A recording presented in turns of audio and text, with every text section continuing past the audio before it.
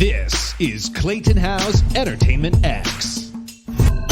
For this episode, I chat with Alan Menken, and we cover everything from early inspirations to the first song that he wrote, what's important to him in life, the upcoming Little Mermaid live action film on May 26th, and so much more. So I hope you enjoy this part one with Alan Menken. We're back. I'm Clayton Howe, and today with me on Zoom is Alan Menken. Alan, thank you for joining me today. My pleasure. I want to dive in here right away. There are so many iconic pieces of music that you have created for the world. From Hercules, Pocahontas, it just goes on and on and on. Before we talk about any of that, and I promise I won't make you go through the resume, do you remember the very first song that you wrote? Probably not. I don't think so. I mean, I have a one-man show, and I always go back and I have this song I wrote when I was, I don't know how old. It was like 10 years old, something, but she's gone and I want to die. I know I'm living a lie. She'd have stayed if only I had asked, but I know I can't live in the past. I go down that song and went, how much past did I have then? But yeah, I hated to practice. And so I used to make up my own pieces that kind of followed in my mind from the first few notes of a Beethoven sonata or a Bartok microcosmos or whatever it was. I would just fake it. And then as far as, writing songs, as soon as, the Beatles and Bob Dylan and all that showed up, we all wanted to write songs. Is there, through your career to date, which has been legendary, is there a most rewarding aspect to all of this? Well, the most rewarding aspect, I guess, is, for me, is that I've been able to maintain my normalcy. Janice and I are married over 50 years, and I have a great relationship with my daughters, and I love my friends in the business, and I just see this as something that I do because I don't do anything else as well, particularly ask Janice. And I enjoy it. I've always enjoyed going to that place. It feels like just one's dharma, one's what you're born to do. And I always felt that from a very young age. And so, I've just kind of, this is my reward for being a very boring person. I do the same thing every day. And also a very emotional person. I as I write songs, there is always that gestalt of an emotion in it.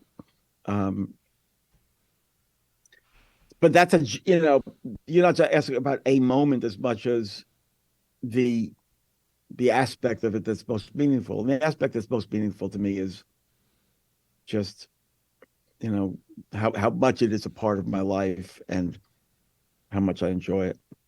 Being able to be so open in writing songs, we can feel it, and it's making and leaving the world a better place than how you found it. So I want to thank you on here.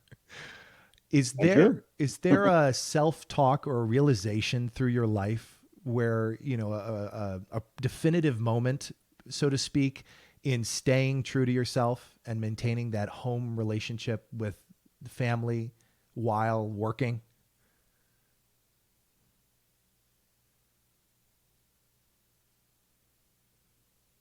Well, I don't know if there's a moment.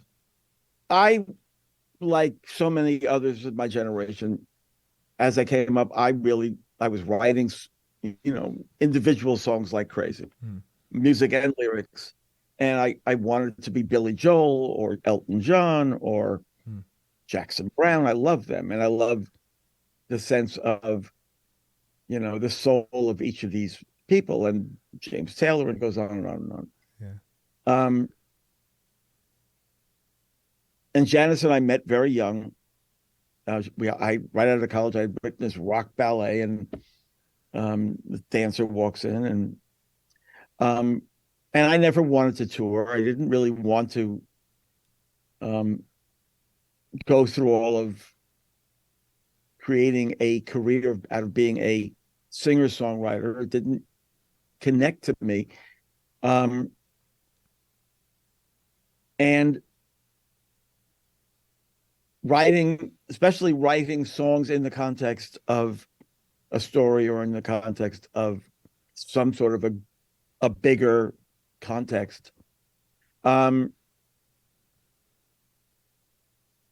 just brought out the best in me.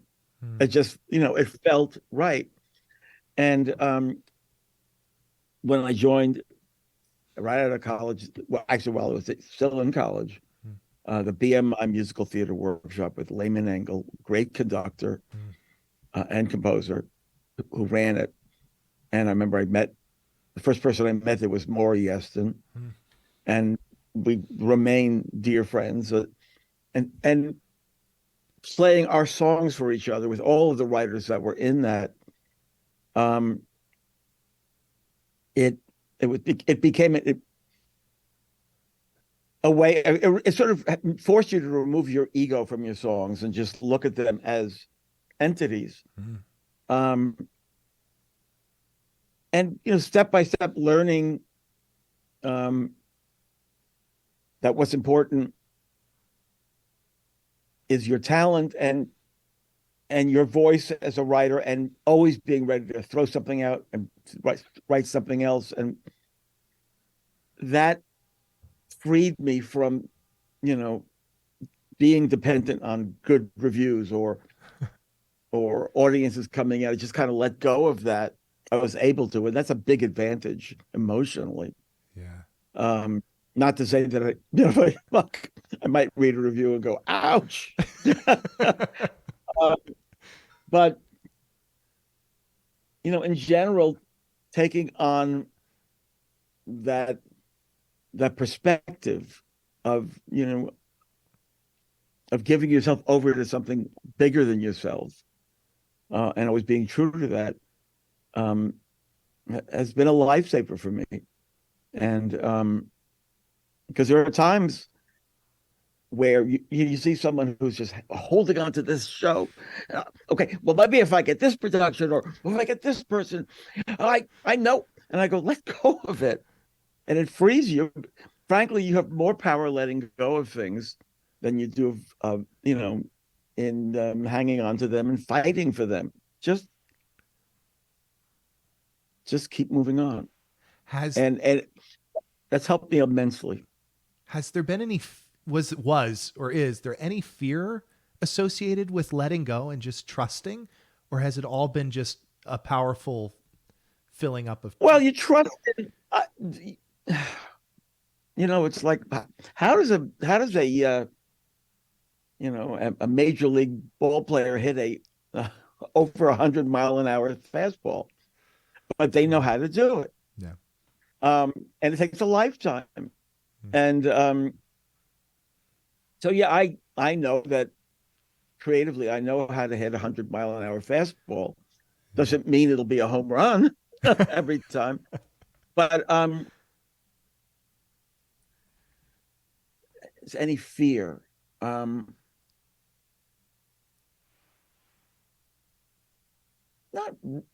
really. The things that make me, sort of more fearful are when what I do is sort of forced into the spotlight, whether it's, Oscar nominations or winning, and you're going up on that stage, and I think to myself, does anyone really want to see me walking on this stage and thanking my musical director and all? I mean, maybe they do, but you always have this feeling of, can I please retreat back behind the characters, behind the story, and just put the work forward. And so, having said that, I do a concert where when I'm on stage and I'm relating to an audience who I know are enjoying the material, then I love, going behind each song and talking about it, just sharing that with them. And so the fears are just, being dragged out in public and going, what am I doing out here exactly? Because I'm not really craving, I don't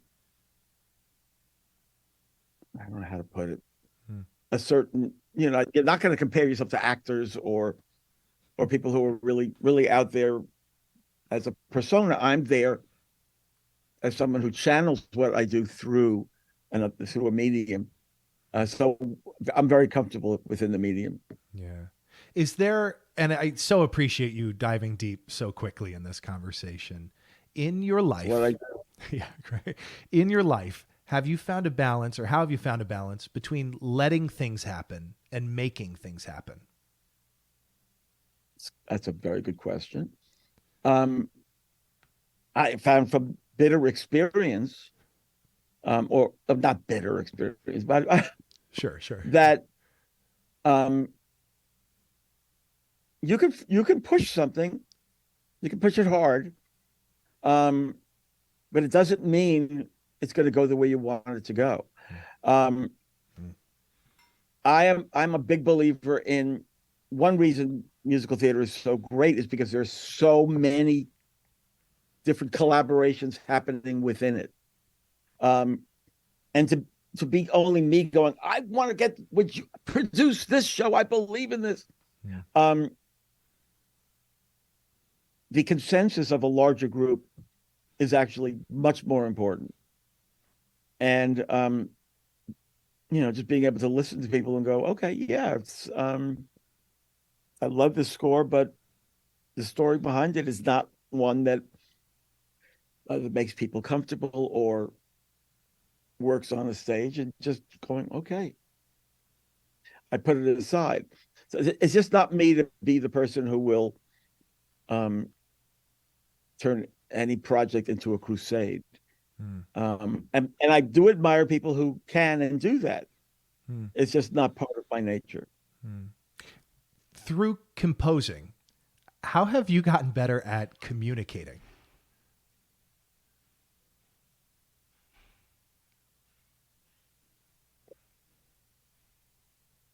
Well, in music is a vocabulary, right? And it can be a very specific vocabulary. And it's kind of like the medium is the message, as Marshall McLuhan said. Yeah. With a song, the stylistic decisions that you make say volumes about, in the context of something bigger, say volumes about what you want to say. So in a way, I guess what's helped my communication is how you say something is as important or more important than what you say. The intentions behind what you say are the most important. But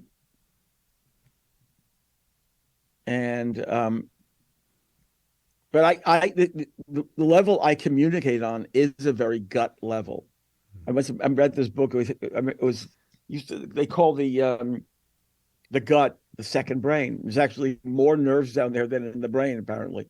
I didn't know that. And there is a gut brain, or a gut reaction is a very significant thing. And so I communicate generally from the gut. I'm not an intellectual, really. And so that makes communication easier for me. And there are times where if I'm talking to someone who's very intellectually focused, I may not have a great conversation with them because I'm not going to come back with an intellectual perspective as much as an emotional perspective. You've been listening to Entertainment X, the podcast. You can follow Entertainment X on Instagram at _EntertainmentX_. If you haven't yet, go to Apple Podcasts and subscribe, rate, and review this podcast. Join Clay next week for another Curiosity Conversation on Entertainment X. Thank you for listening.